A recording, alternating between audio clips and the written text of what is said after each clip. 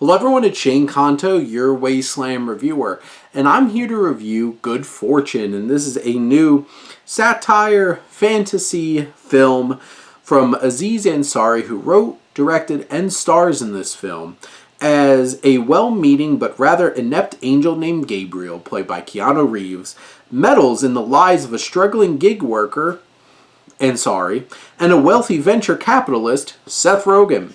And this film is such a creative and fun concept and idea. And obviously it swings big at socioeconomic divide and faith and this idea of who inspire us. And to be honest, this film is a lot more of like a fun, charming, good time than it is a really deep, biting satire about a lot of these things. It's well-intentioned, it's well-meaning, but it's a little blunted. The teeth aren't as sharp. And it's really coming from a place of like, all of them involved are in good places in their lives and have been for a long time, and that distance, I think, makes it a little less impactful. But from a directorial standpoint, I think this is a sleek, sharp-looking film. And there's some subtle moments where I like how the camera will like pan out, zoom out, pan over, reframe, adjust to capture this voyeuristic approach in the first third or so of the movie where Gabriel is just watching. And the framing, the shots of that, they work and they're interesting. And I think Ansari with Adam Newport Barra, who is the cinematographer, do a really good job of subtly capturing this kind of sharpness and this specific little motifs of like, your guardian angel is always watching. Gabriel is always watching. And from an atmosphere standpoint, I love the needle drops. I have Do You Want to Funk by Sylvester stuck in my head. And Carter Burwell has a nice score that goes along with it that adds some emotion and, that kind of fantastical kind of feel with the angel elements of this and stuff like that. I think so much of this feels like an old school kind of Frank Capra kind of film where it has that kind of joyful vibe to it, despite the fact that it does have some harsher realities of like Aziz's character, Arj, he's on the brink of not wanting to live anymore, and this is what inspires Gabriel to get involved. And Gabriel's not the smartest, not the sharpest angel in the tool shed, but he wants to help. And what he winds up doing spirals the lives of Arj and Seth Rogen's character Jeff into some places where they don't expect. And story-wise, this film really does have like vignettes and sections where it builds up to that point. It has a fine little romance between Aziz Ansari and Kiki Palmer that kind of anchors his character and inspires his character. You have these moments where they're getting, like, there's a lot more setup to this movie and getting to understand the lives that Jeff and Arj live before anything switcheroos.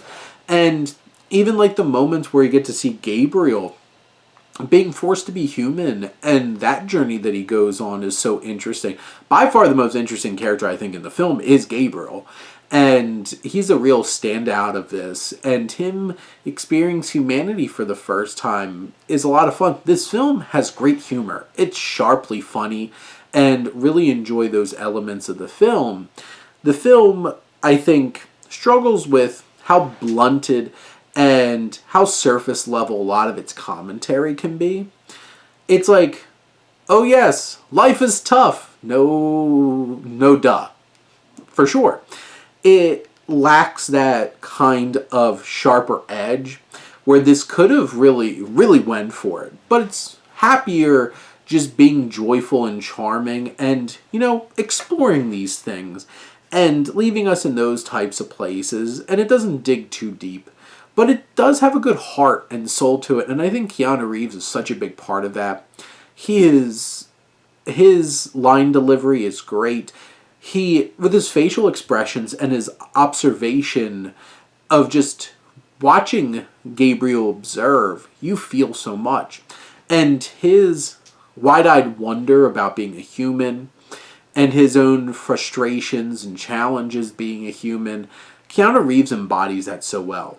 Aziz Ansari has some great comedic moments, and so does Seth Rogen.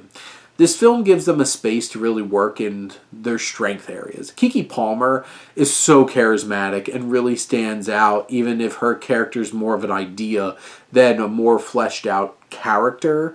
But she brings character to it. Even Sandra Oh is so much fun and endearing, is like this lead angel. There's a few performers who really do make an impact in smaller roles that you might not expect so much out of this film. And, you know, there's this one character, Felipe, who winds up being very inspirational, played by Felipe Garcia Martinez. He is fantastic. And there's this guy, Nate, who winds up, he works at a Denny's and has a few moments. And you have these little minor characters that leave an impact. This film is so charming and funny and has a good heart. It's just not the biting kind of commentary that's really going to leave a lasting impression. But watching Keanu Reeves be funny, I love John Wick. And I love what he does in John Wick. But seeing him do this instead for a little while, I want to see more of Keanu being funny in things again. This really worked, and Aziz and Seth Rogen did their jobs well too. Love Keke Palmer too. But those are my thoughts on Good Fortune. Let me know what you think and let's talk some movies. But thank you as always for tuning in and supporting your Wasteland Reviewer.